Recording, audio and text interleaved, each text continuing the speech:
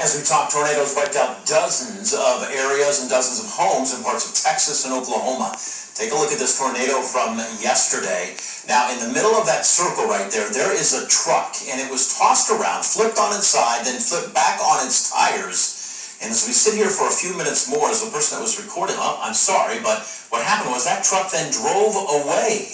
The National Weather Service said multiple tornadoes hit this region. I have issued a disaster declaration for 16 counties at this time. Whatever need anybody has as a result of this storm, we have the capability of delivering that support for them.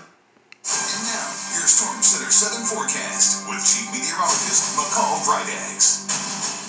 McCall, here we are. We have just started spring, and we are already seeing tremendous weather to the south of us. And as you talked at the top of this newscast, we're going to have to pay very close attention to what's going on in our area tomorrow. Yeah, we have that threat for severe weather locally. It's not as extreme as the outbreak that we saw to our south and the tornadoes that developed in Texas yesterday, but there is still that possibility that a couple of storms could produce an isolated spin-up for us locally. We also have some video here to show you. I believe this is from New Orleans tonight. And if you look off in the distance there, you can see the tornado itself. And I believe if this is the video that I saw earlier this evening, you're going to see a flash there as it hits some power poles, and that really did cause a lot of problems down in New Orleans this evening. And I was watching McCall, meteorologists out there saying this thing was fast-moving, 40 to 50 miles an hour as it moved across St. Bernard Parish and the Lower Ninth Ward. I was looking at the radar scans that we were showing at the top of the newscast, and in just a matter of 5 to 10 minutes, it really just crossed to the east of New Orleans and probably caught a lot of people off guard. It was right there at sunset, so it went from being light to dark very quickly as those storms raced through. Let's talk about our threat for severe weather that we have in the Miami Valley for our Wednesday. We'll have a few showers around in the morning, but it's going to be into the afternoon and evening that we see some severe weather. We don't see it here on this graphic, but I'll tell you it had a slight risk or a level 2 out of 5 risk for severe weather tomorrow. There is going to be the possibility of perhaps a severe thunderstorm watch potentially issued before this event. I don't necessarily see a widespread tornado watch, but any severe thunderstorm warning that gets issued tomorrow, if we do have any issued, treat it as a tornado warning as well. Just make sure that you take the same precautions as if a tornado warning was issued, as some of these storms may quickly create that spin up. So severe thunderstorm warning or tornado warning tomorrow, seek shelter and take action.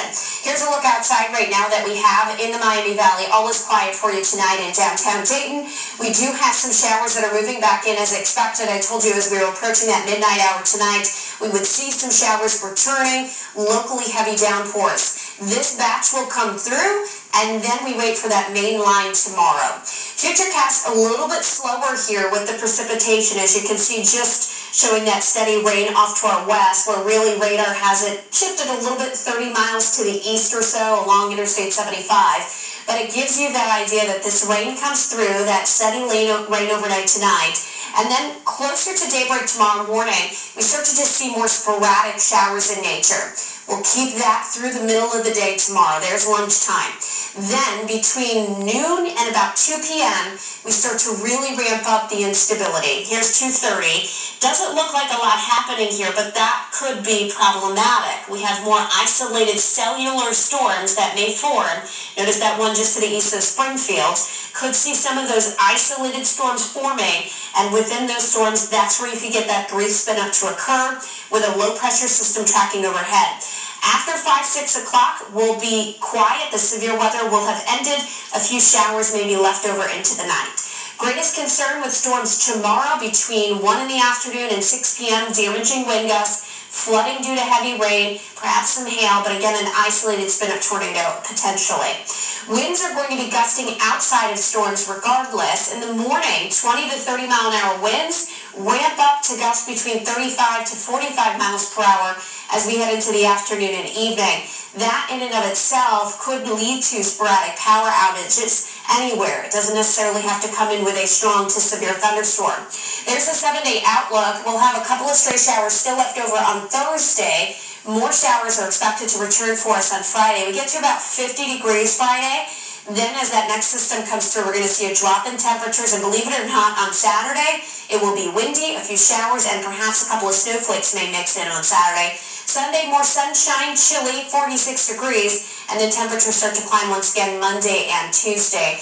James, I would say now's the time to make sure that you have that weather app with the push notifications, you have that weather radio, something to be alerted if you're going to be out and about during that evening drive tomorrow. You bet. Good advice, McCall. Thank you. Folks, people admit they are concerned because this is how some of their fire hydrants look. But the city said there's nothing to worry about, and it has a plan to fix this.